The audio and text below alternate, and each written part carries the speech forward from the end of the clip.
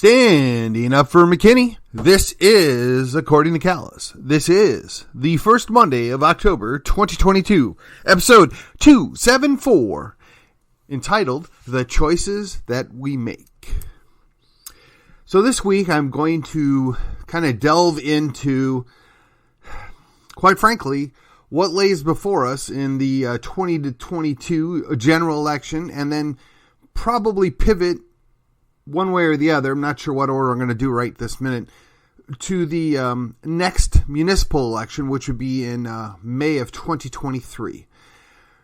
The reason why we need to do this is we have to have a mindset of what is it that we want, and we have to know why we want it, and then we have to work towards that goal, that direction.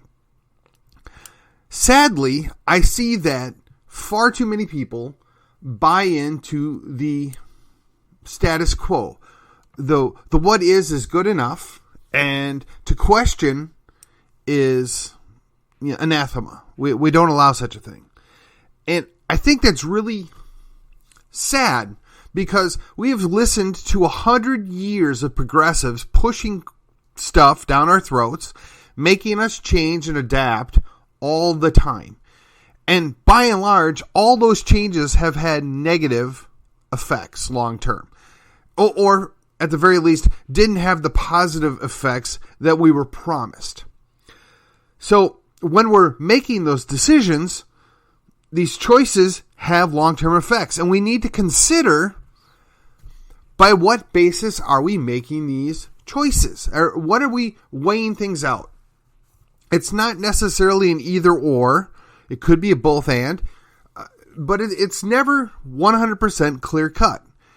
I think it's Thomas Sowell that is accredited with the quote that every choice is a cost-benefit analysis. And I'm paraphrasing, because that's what it boils down to. What am I willing to give up in order to gain this, right? It's a trade-off. The decisions are a series of trade-offs. So when you make a choice, you have to have an idea what your end goal is. So it seemed only fair that I revisit one of the underlying tenets of, well, how does Stephen Callus think? And how does the show, According to Callus, ferret out their positions, their thoughts, and their commentary? Okay, so let's dive right in. First and foremost, I claim to be a Christian. So let's quantify that. I believe that Jesus died for my sins. I constantly repent for other sins that I've committed in the meantime. Now, for those of you that reject Christianity or faith, that's okay. I don't hate on you. I wish you would come to see things the way I do, but put a pin in it for right now. I subscribe to a Protestant theology. In other words, I don't anchor my faith to the Catholic Church, Roman or otherwise, nor do I subscribe to an Eastern Orthodox faith, which, in fairness, both of those churches predate Protestantism, and both have about 15 different flavors each. And for various reasons, I just don't align with them. That doesn't mean that I see either of them as my enemy or problem. I can quibble over theology if that's what you think is valuable. I don't at this moment, at this episode. I see a lot of good Catholics, but let me clarify that real quickly. By good Catholic, I mean like maybe a Pope Benedict Catholic as opposed to a Pope Francis Catholic. For those of you that are Catholic, I think you know where I'm going with this, so we're just going to leave it alone. If you're not, it doesn't really matter. And as far as the Orthodox Church goes, I don't really know of any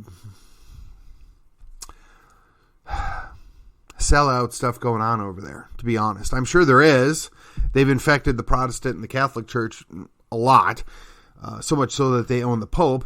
But as of right now, I'm not aware of it. So I subscribe to Protestantism. I would be nominally a Baptist. So just to clarify that. And we're not going to dive any further into the theology, because that's not what the purpose of this episode is. Just, that's my underlying motivation. Now, as a Christian, how I think about things, how I process things, how I balance things, how I weigh things out, come from that worldview, that understanding. And that informs my actions as a liberty advocate. So, let's go into how I would define liberty advocate, because without definitions, without an understanding of where I'm coming from, some of this may not make sense. And quite frankly, we know that if you get to define the words, you win the battle. So I'm defining the words. As a liberty advocate, I think that pretty much every decision that can be done at a local level should be done at a local level. Sometimes that means that even though the state has the authority, they should stay out of local issues unless the local authorities abuse their powers. The state is supposed to be the final say in governmental issues. They are supposed to direct what happens at the federal level. They're supposed to control what happens at the municipal level, including school boards and every other district. Everything is a creation of the individual states. That is my understanding. So, when we're dealing with the individual states, every state has a constitution. And if the state doesn't follow its own constitution, it violates its own constitution. That is a problem. They need to be held accountable for that and to that paper document, right? Or digital document if you prefer. But even still, that doesn't mean that the Constitution can't be improved upon. It can't be tweaked. It can't be more liberty orientated. But for right now, I would settle for the state of Texas following the Texas Constitution and the federal government or the general government actually following the U.S. Constitution. But seeing that neither one seems to be capable of following the plain paper text of what's going on and the rules that were laid out, I will settle for just pushing them back to that point. And once we're successful in achieving that, then we'll worry about how much more liberty do we get? How much more freedom do we recognize? We're a long way off, and I'm really not going to die on a hill for something that's not likely to occur when I can deal with so many more things that are directly applicable to everyday life and more easily attainable. Right? Fight the battles that you know you can win or you have a good chance of winning, and then you can get back around to the tougher battles. If you die on the hill, you're not going to live for another day to fight that additional battle. So, as a liberty advocate, that means that I stand up when school boards get out of line. I stand up when the city council gets out of line. I do it in different ways. Sometimes I just make an episode and tell the other people in the area, hey, this is going on. We ought to do something about it. Sometimes I actually go to those meetings and tell them to their face that I think they're wrong and they ought to stop, or this is a problem. Sometimes I just encourage and work together with other people that are of a similar mindset. Sometimes I reach out to people that are in a position to exert a little bit of influence. There are different ways to go after the same goals, and if you're always doing the same thing all the time, you're much easier to be defended against, and you become predictable. So I try to avoid that. Now, that means, because of the first thing, my Christianity or my Christian worldview, it conflicts sometimes with the more libertine version of a liberty advocate, for the more, shall we say, open version of a liberty advocate. Like, for instance, I don't believe that somebody wanting to change their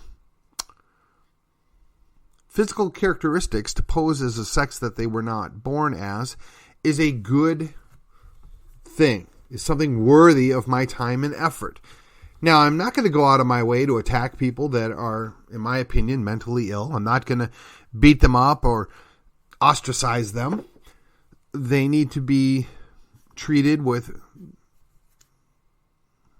honestly, respect, and they need to know Jesus, in my opinion. But I'm not gonna hate on them, but I'm not gonna help them. I'm not gonna go out of my way. I feel the same way about the folks that have perverted marriage. Right? It's pretty simple. My solution would be the state needs to get out of the marriage business. They don't need to be licensing any marriage. Now, I will freely admit I am in a minority on this subject. A good number of people that I get along with quite well and agree with on a good many things disagree with me, some vehemently and some just a little bit.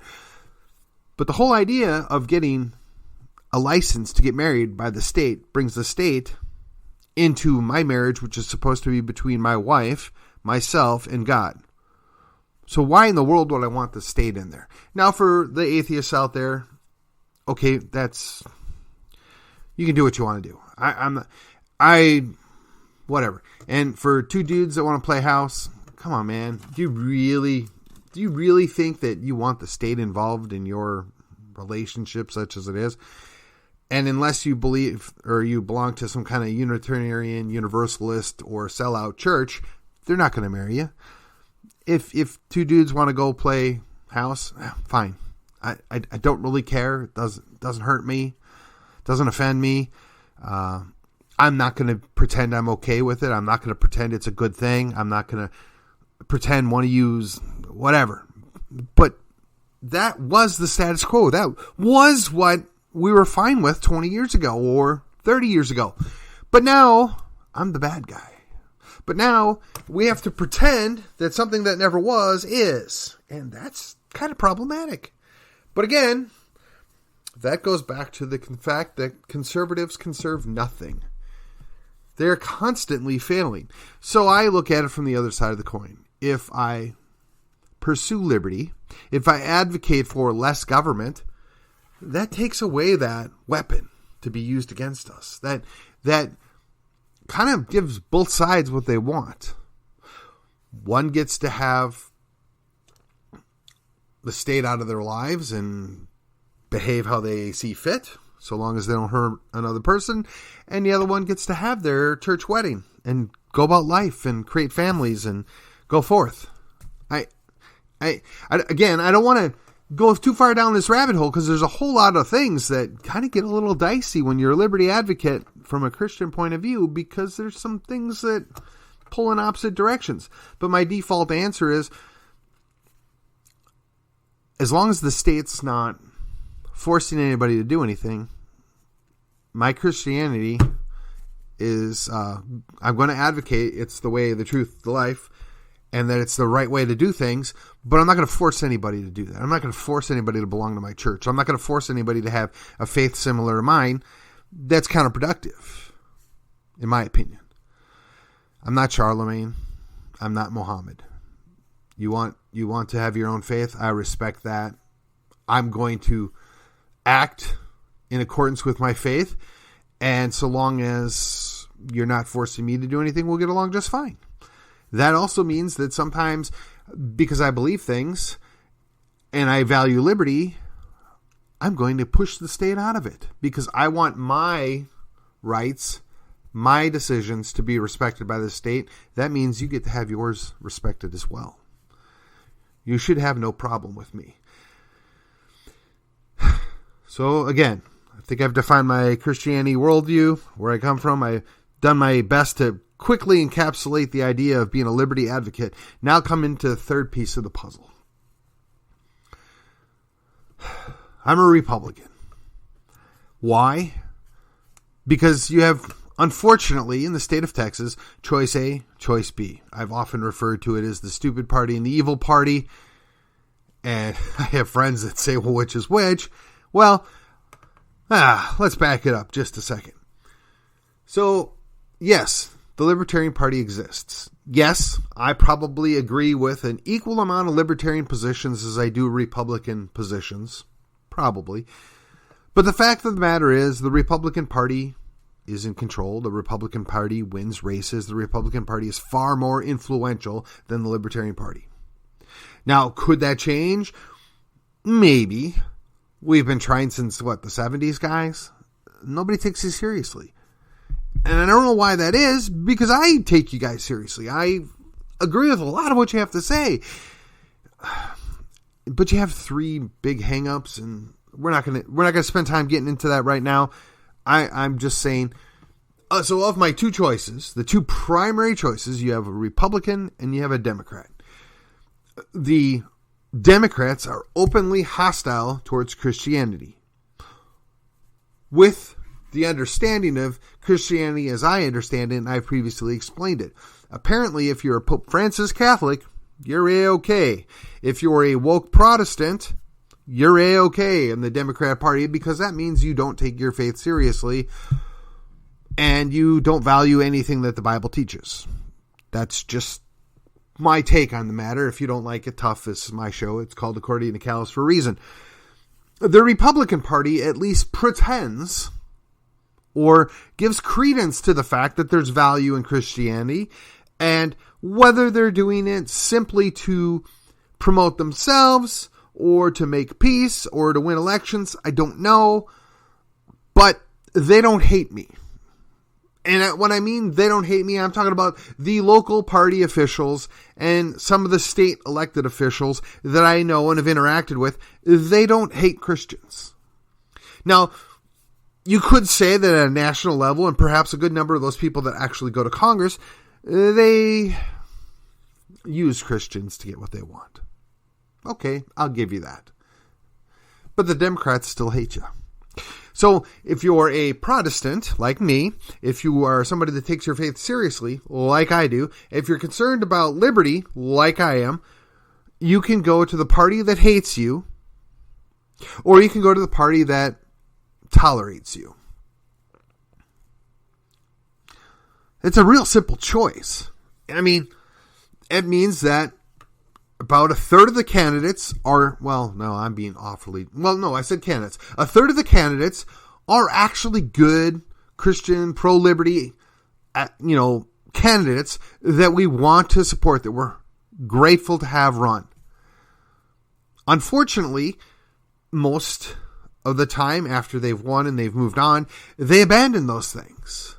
They become apparatchiks. They go to work for the speaker or the lieutenant governor, or they go off to Congress and they abandon us. Now, is that a process or is that on purpose? I don't know. I can't answer that. I don't know their hearts. I don't know their minds. I don't know what motivates them. But again, you're ultimately left with the idea that the Republicans will tolerate us. The Republicans will work with us. Sometimes I think, and this is just me personally, but sometimes I think it's a pat us on the head and say, good little conservative voter, which I'm not, but good little conservative voter, you gave me what I wanted, now go away now. For those of you that ever seen any of the old movies with W.C. Fields, and he's like, go away, boy, you're bothering me. And that's a very bad approximation of what's being said. But the idea is, I got what I wanted, I don't need you anymore. Okay. But they don't hate us.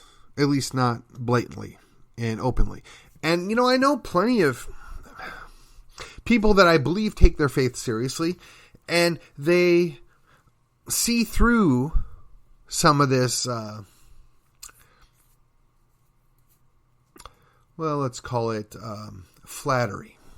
They see through some of that, and they're really put off by it. And they're not wrong to be put off by it. But their alternative is so much worse. And I don't understand where the disconnect is. Would you rather deal with somebody that will at least tolerate you? Or would you rather deal with somebody that would just soon that you got hit by a truck? Now, maybe that's a cynical view. Maybe that's not fair. I'm sure there are good Democrats out there. And by that, I mean honest, average, hardworking, individuals that still have a D after their name. But the vast majority of them have been chased out of the very party that they built. Whether it's by, we're not going to go down the path. Just stop. Okay. So again, I look first through the lens and the understanding of my Christianity. Then I built in my advocacy for liberty. And then I have to work within the structure of the Republican Party. Okay. That means that I have to do a lot of second and third choices. I have to accept the hand I've been dealt. That means that a lot of times I'm stuck with well, they're okay. It's marginally good. And I have to deal with that. I mean, it's the whole argument of incrementalism versus immediacy. Well, immediacy has left the building. We don't have a majority. And by that, I mean liberty advocates. I mean, even good Christians have a real hard time with liberty. They have a hard time with being okay with people that just engage in sinful behavior. The people that embrace the pagan nature of life. They have a really hard time dealing with that. And they think if we will just put certain biblical laws into the legal structure, that we're going to help these people and keep them on the straight and narrow. I really don't see that being the outcome.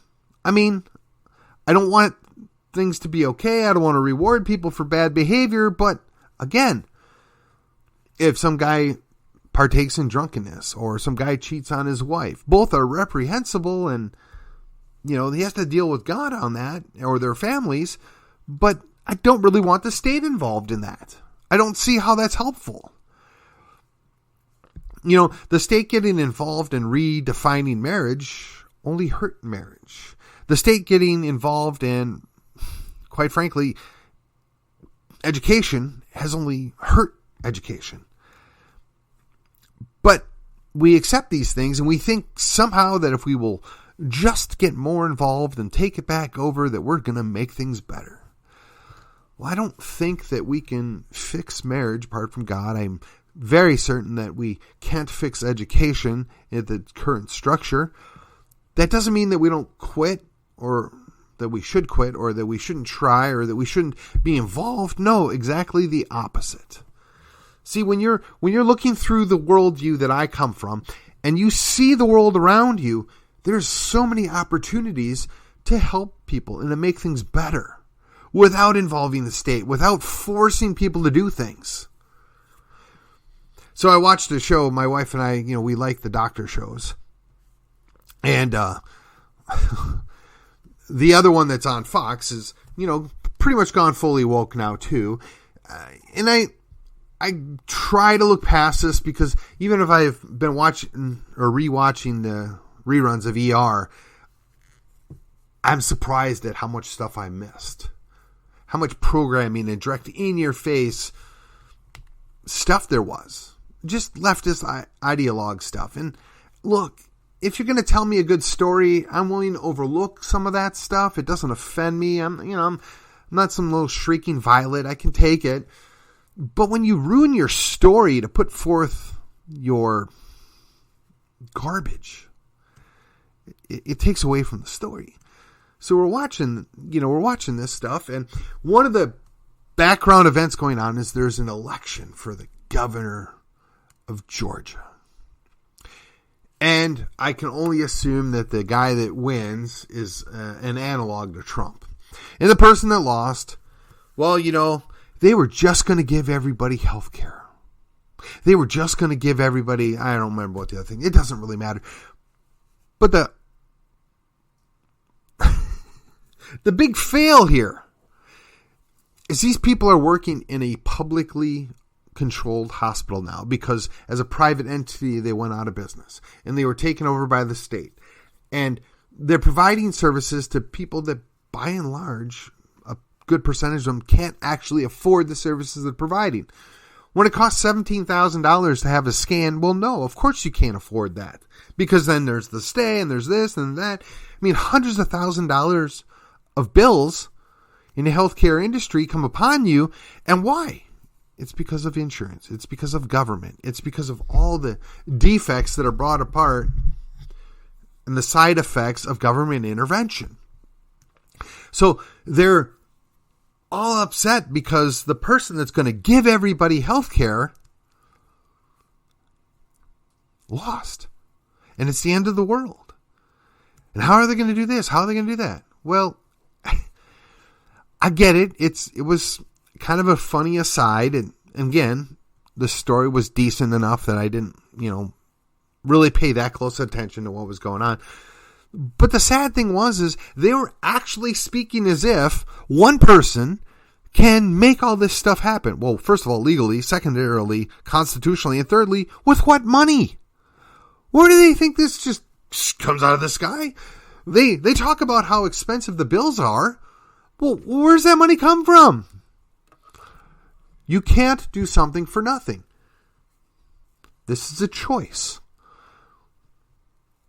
Now, they say the market doesn't fix everything. They say there are gaps and fails of the market. Okay, maybe that's right. And I've said this before too. But we really haven't tried a free market yet. We haven't had a real free market. I mean, that's the same story we get for socialism all the time, or communism all the time. Well, we didn't really try communism, or that wasn't real socialism. Oh, okay. So you can feel free to go over to California and try it. But we in Texas, we're going to do a more free market. How about that? And we'll see which one turns out better. And we're still going to have, a couple 100,000 illegal aliens coming over every couple of months. And we're going to still have Abbott.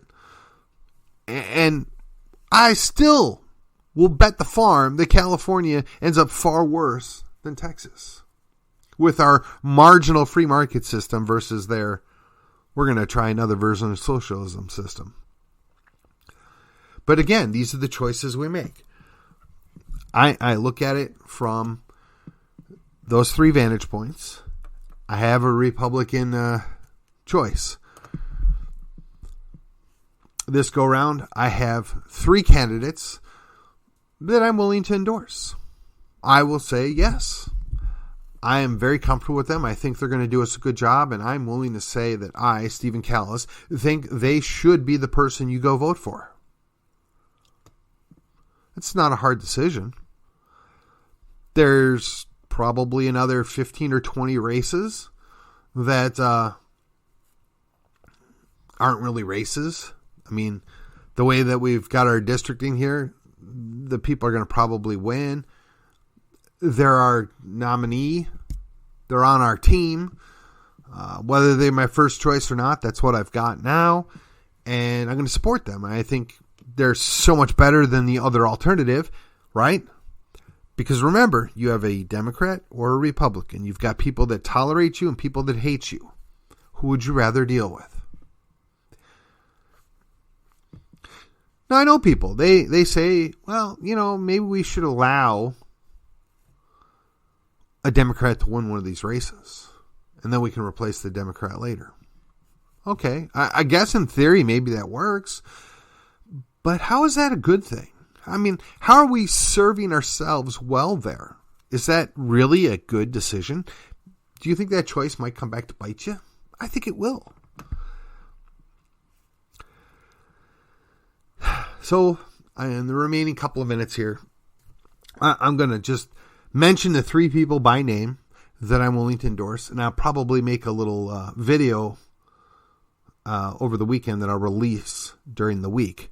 So, first and foremost, Chris Hill is county judge. I know the man very well. I feel 100% confident that he respects liberty, individual liberty. I am 100% confident that he fits my definition of a Christian. And I have not a doubt in my mind that he's a good Republican for all that entails. But he has often said that he is a Christian first, a conservative second, and a Republican third. This is the guy that stood up against the governor and every other city official and said, no, everybody's essential. Everybody should be able to go to work. Everybody should be treated with value. A lot of people forget that. That took a lot of courage. Talk about putting your neck out there. But he did that for Collin County, for all of us. And, there's this tripe every now and again that comes out that we need to support for a Democrat because, they're going to work for all of us. They're going to represent all of us. Really? You don't think that somebody that's willing to say, you're all value. You're all essential. That you don't think that person is backing you. You don't think that they don't see the value in you. You don't think they're representing you. Well, I would suggest to you, you maybe need to go back and think about it just a little bit. Now, I know his opponent. I've met him on one or two occasions. I offered to, interview him at one point, and I couldn't bring myself to do it in such a way that would be productive. So rather than beat around the bush, I want to make sure that I put that out there. The second person that I get to vote for is former county judge Keith Self, now going to be running for the 3rd Congressional District. And he was one of the 4 people that helped take down Van Taylor. Now, let me just say for a moment that when Van Taylor ran, he ran on all the credentials, and he was fantastic on paper. And I knew Van, and I talked to Van, and I was comfortable he was going to go to Congress and do a good job. And then Van got to Congress. So it is my sincere hope, and based upon what I know about Keith, and he exemplifies the same things that I would say about Chris Hill. He has, declared his Christianity. He has defended individual liberty. He put on his country's uniform and served honorably. And he is an astute politician and Republican. And I think he'll do a really good job for us in Congress. And to vote for his opponent with a D after their name would only be shooting yourself in the foot. And the third person that I get to vote for that I will actually endorse would be our State Senator Angela Paxton. And for those of you who know me, know that I actually endorsed and worked for her opponent in the primary in 2018. I was a Philip Huffine supporter, and I still think he would have been an awesome state senator, but we have Angela, and Angela's by and large done a great job. Now, here's the thing that you need to remember. Every individual that runs that is on our team, we're not going to agree with 100%. We're not going to 100% be in lockstep at everything. But when you look at the big picture, is that person moving the ball forward? Is that person defending our liberty? Are they trying to do what's best for all of Texas? Are they trying to preserve liberty? Do they, subscribe to Christianity, which is one of my requirements, right? Well, Angela checks all those boxes too. Now, you have that information. Do with it as you see fit. I would suggest that their opponents don't hold a candle to them. Now, as the week progresses, I'll probably touch base on a few other people of note that I will be voting for. I don't know if I'd give it a full throttle endorsement, and I don't know that I'll go out of my and set time aside to do a little endorsement video, but they're worthy of your time to research. All right, so that is and was episode 274, Choices That We Make. Have a great Monday, and until then, I will see you on the other side.